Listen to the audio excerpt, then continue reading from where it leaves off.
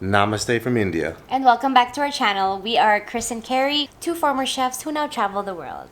Yesterday we experienced our first Holi Festival and it was such an amazing experience. Happy Holi! And if you are planning to come to India for Holi Festival, we definitely recommend it. But there's a few things that we learned from coming to Holi Festival that might help you if you plan on going in the future. So first things first is getting there. So it depends on which country you're coming from for the visa process. But for us, we're from the US, so we were able to do the online visa processing and it was actually super simple. We just filled it up online, we paid online, and it took us maybe 5 minutes to get through immigration. But you gotta make sure that you have your visa. It gets processed pretty quickly, but give yourself a few days just to be sure and make sure that you know your dates and your accommodation and where you're going after and where you're gonna be coming from. Next, you gotta plan which city you're gonna go to. So we heard that Udaipur has the most epic Holi, and we can tell you that we have experienced it firsthand that it is 100% true. But the thing is, there are no international flights directly to the other provinces. Usually you can get an international flight directly to New Delhi. And if you're doing a transfer, give yourself at least 4 hours because you're gonna have to transfer from the international terminal all the way to domestic terminal, and you have to get out of the airport and take a taxi to the other terminal. Not to mention you have to check your bags in if you have any check-in bags, and it does take a while. We were lucky enough that immigration was super quick. We had about a 4.5-hour layover and it was just enough time even without the line to immigration. So give yourself enough time for all of that, the time that it takes to actually get a cab. Next is on-the-ground transportation. There's a few ways you can go about it. There's cabs, there's tuk-tuks. It's nice that there's actually Uber in many major cities in India, but there's also some cities without Uber. Or for peace of mind, like we like to have, you can hire a personal driver and you call them where you want to go and they'll take you anywhere you want at pretty much a flat rate. We use a company called Kulka Travels. They're based out of New Delhi, but they operate in pretty much every major city in India. And one of the big highlights was that the drivers speak English. So our driver gave us unbelievable recommendations for restaurants, for Holi Festival, for the burning, pretty much everything we didn't know when we arrived. He gave us all the information and took us to the places that we didn't know we needed to go. Also, here's another big thing on ground transportation. During Holi, they close all the streets down. So on the day of Holi, you can't drive anywhere because they close the streets down everywhere. So you have to make sure you're here before Holi, and you want to make sure you're somewhere close within walking distance to where you want to be. If you want to book the same driver as us, we'll put the link down below. And on that note, probably the most important thing is accommodations. It's all about location, location, location. If you are far away from where Holi is usually celebrated, you won't be able to get there on the day of unless you're planning on walking.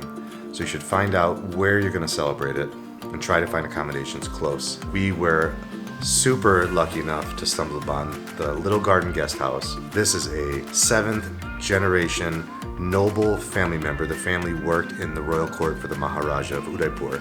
This house hasn't changed in 200 years. There's 10 rooms, I believe.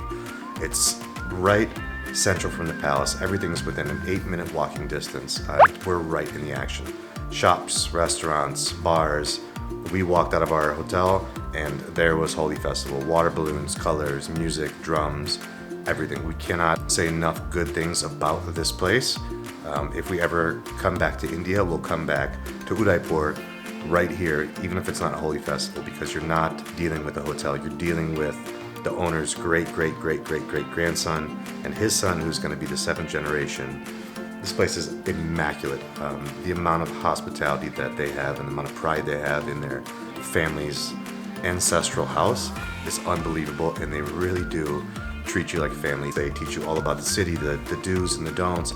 Oh, this is a very nice area, good restaurants, but be careful, there's a lot of pickpockets or people try to scam you on this side. They gave us a lot of safety tips and recommendations on where to celebrate Holi to, what side of the palace to be on, what side of the temple, which temples to go to.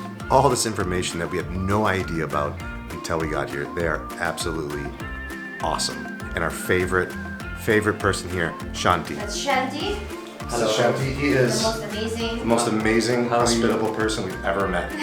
By far, my new best friend forever. Shanti has become like a member of our family. He's our older brother from India.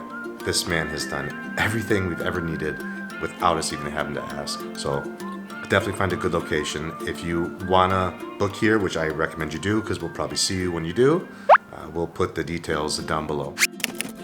And after you've got that all figured out, now comes the most exciting part, which is what to do on the actual day of Holi. What to wear, where to be, what not to do, etc., etc. So the first tip that we got was to rub coconut oil all over your body and on your hair. We didn't do that. Don't do what we did because there's still a lot of color all over our body. I'm not sure if it's because we didn't rub coconut oil, but I mean, it might be. So maybe go for the safer route. Second is what to wear. Wear something light colored. We tried to go with white. I didn't have like a full white outfit, but at least have some white parts so that you can see the color. It's so much nicer. And also it's very hot outside, so wearing white is really nice. But you also have to be ready to part with everything that you're wearing on that day. All the clothes that I was wearing, I'll probably end up throwing away. Don't wear rubber shoes. I would definitely recommend to wear slippers because it's gonna be wet everywhere. And if you're wearing shoes, your feet are gonna be wet the entire day. Next thing is sunglasses. Wearing sunglasses was really nice because it covered our eyes and it was also really bright. But mine got stolen halfway through. Someone took my glasses! Not necessarily stolen, someone borrowed it, said, oh, nice sunglasses, and just walked away with it. So everything you have on your body should not be something sentimental to you because there is a big chance that you will lose it. Avoid jewelry. There's no need to look fancy. You don't have to wear jewelry. Like I said, it's super crazy, super hectic. You're bumping against other people. There's a big chance that you're gonna end up losing all the jewelry that you're wearing. You're gonna get wet, they're gonna throw water, and not just water, sometimes it's paint water, like red paint, blue paint, falling from the ceilings and the rooftops. They're gonna throw water balloons. I got dumped with a bucket of ash water and ended up with my back completely gray. They got me! So yeah, you should be ready to not just get wet, but get dirty. For your stuff, bring a waterproof bag or a fanny pack. We had a waterproof bag inside a fanny pack to keep it safe. We just had our wallet and our cell phone in there, and we are super happy that we had these waterproof bags because we got drenched. We got super wet, everything got super dirty, but we kept all our stuff safe because it was in a dry bag. So definitely recommend for you to use that. Another thing is that it tends to get really hot. Like the sun will be shining down on you the entire time. So try to bring a bottle of water or at least some cash. There will be some little stores along the way where you can buy water. And also try to protect yourself from the sun. Maybe with like a hat, or Carrie had a bandana and a neck gaiter because the sun was just really, really strong and he was starting to get sunburnt. Just sun protection and water, very important. So as it is a holiday and it's one of the biggest in India, the city's shut down. Everything shuts down from about 7 a.m. till 3 or 4 p.m. That's when the roads are closed. There's no cab drivers. There's no restaurants open. The only thing you're gonna see open are little stands selling water and chips and things like that, and then just around the festival area. So before you go, wherever you're staying, have breakfast, have a huge breakfast because you're not gonna eat until later in the afternoon. Also, we came back to our hotel a couple times just to get snacks and re-up on water and things like that. Lucky enough, we were super close. We're only about a 5-minute walk away from the temple. So yes, everything's closed. And like we said, we just came from Holi, so there's still color all over our faces. It's not super obvious, but there's like green and red on my nose and I'm still. Carrie's head is still multicolored Still because we colored. didn't put coconut oil. But if you're fine with being multicolored for a few days, then go for it. It's worth it. Yeah, it's worth it. But anyway, those are our top tips and tricks, things that we wish we knew before we went to Holi, and the things that helped us out the most. We hope this was helpful to you.